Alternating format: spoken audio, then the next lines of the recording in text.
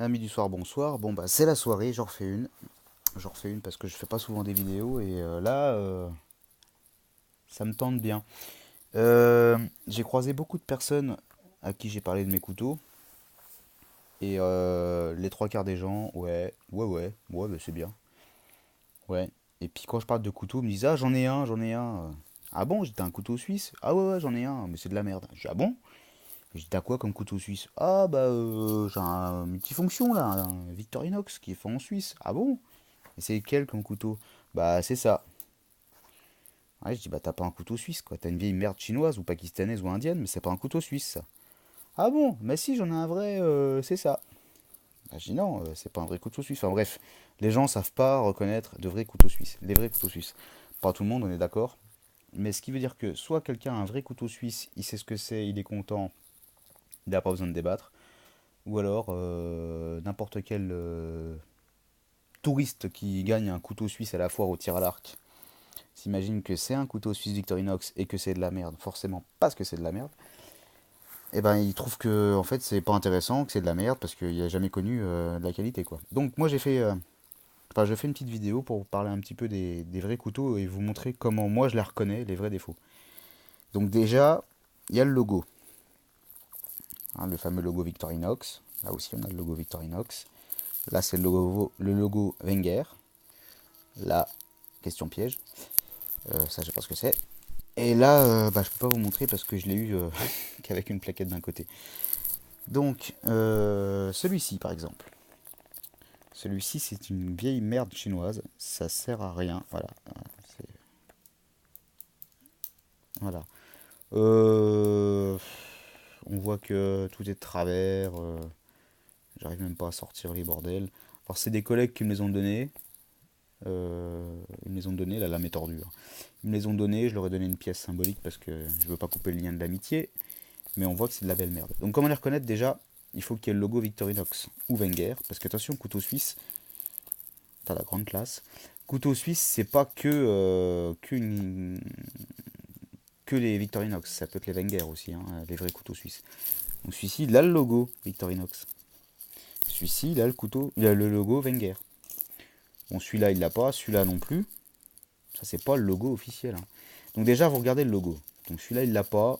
Je vous le dis, il y avait la plaquette avant, il l'a pas. Et sur la lame, c'est écrit Stainless China. Donc déjà, au chiottes. Voilà, celui-là, on n'en parle plus. Celui-ci a un logo, c'est pas celui de Victorinox. Alors, je sais pas si vous en avez déjà eu, mais le tire-bouchon, si on débouchonne, eh ben, on rend droit le tire-bouchon. Bon, les plaquettes se barrent parce que je les ai toutes déglinguées quasiment, hein. Voilà, en live, la pince à épiler, la pince, la pince à épiler qui n'est pas Victorinox.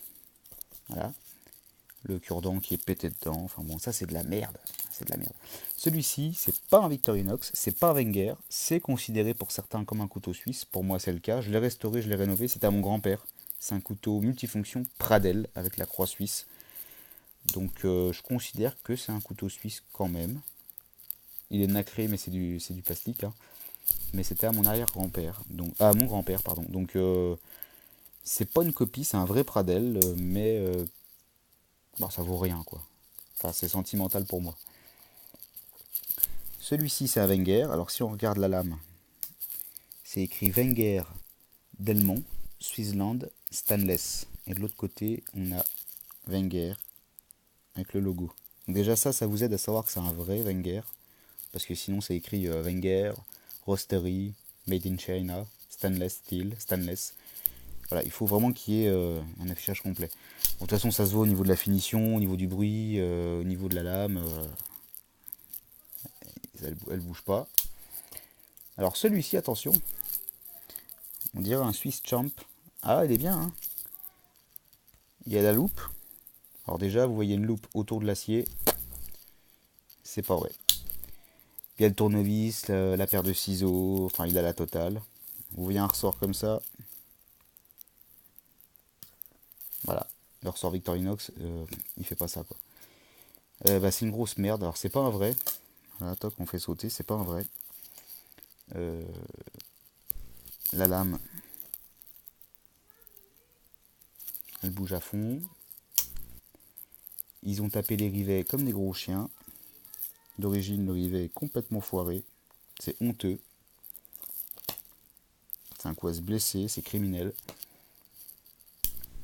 Le petit couteau, le petit tournevis plat qu'il y a dans le tire-bouchon, c'est une blague en fait. C'est juste une blague. Bon, bref, ça m'enquiquine. Et sur la lame, cette fois-ci, on a stainless. C'est tout. Alors, c'est vrai que la lame, franchement, si je sortais que la lame du reste, eh ben, elle est pas mal la lame. Hein. Non, non, puis je l'ai aiguisée, la lame est pas mal. Mais bon, à mon avis, il faut pas lui en mettre de trop dans la figure. Elle coupe le fromage et le saucisson, ça, y a pas de problème. Mais alors, c'est au niveau des fixations et des rivets que là, ça risque de vous péter dans les bras. Voilà, voilà ça y est, là, voilà, je viens de le flinguer. C'est de la merde. Voilà, ça c'est un faux, mais qui a vraiment une tête de vrai. Hein. On a le vrai logo, donc ça c'est carrément interdit. Parce que la marque est déposée, le modèle est déposé. Donc ça c'est une copie chinoise, ça se trouve à 5 euros sur la toile, sur les sites les plus connus. C'est 5 balles. Enfin, il y en a qui vous le vendent 40, hein, mais c'est 5 balles. Mais il faut surtout pas acheter ça. Pourtant, à côté de ça, je mets l'original. Si je voulais mes côte à côte, bon là j'ai du scotch qui avait collé. Si je voulais mes côte à côte, on voit la différence. Mais si vous connaissez pas, il y a moyen de se faire avoir. Là c'est projeté peint. Là j'ai le vrai logo en inox incrusté dans le plastique. Rien à voir. Et si je sors le tournevis Victorinox, bah, il bouge pas. Hein. La finition n'a rien à voir. La loupe, il n'y a pas de métal autour. L'ancien modèle, il y a un plastique gris. La nouvelle, elle est toute complètement transparente, mais il n'y a pas de métal autour. Et la lame est encore une fois marquée. Donc là, c'est un Victorinox. Encore une fois, je bosse avec, je mange avec. Victorinox Sweets Made Stainless, officier suisse.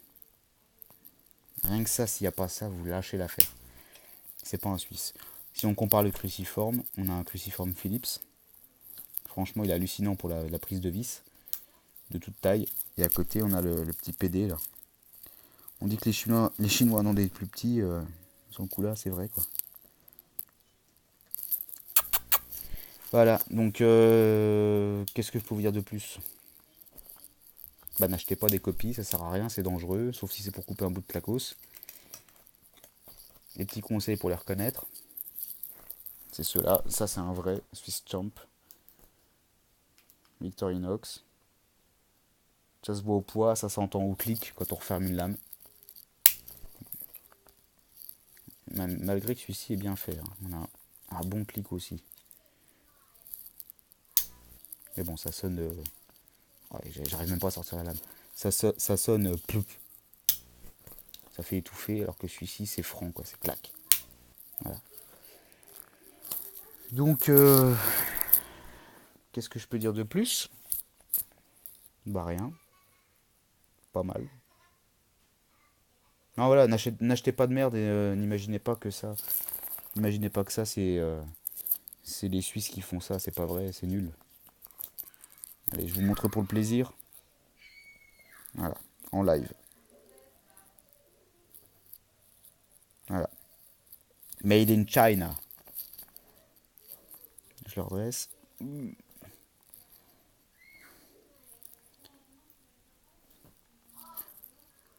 Voilà. Alors évidemment, je pourrais le faire avec le vrai pour vous montrer que c'est costaud. Voilà. Je vais pas forcer plus parce que bah, tout a une limite et oh là là, le lapsus. Si je l'abîme plus que ça et que je le tords, même malgré que ce soit costaud, c'est pas fait pour faire ça non plus. Mais bon, on voit que déjà que l'autre en 2 secondes, je l'ai broyé quoi.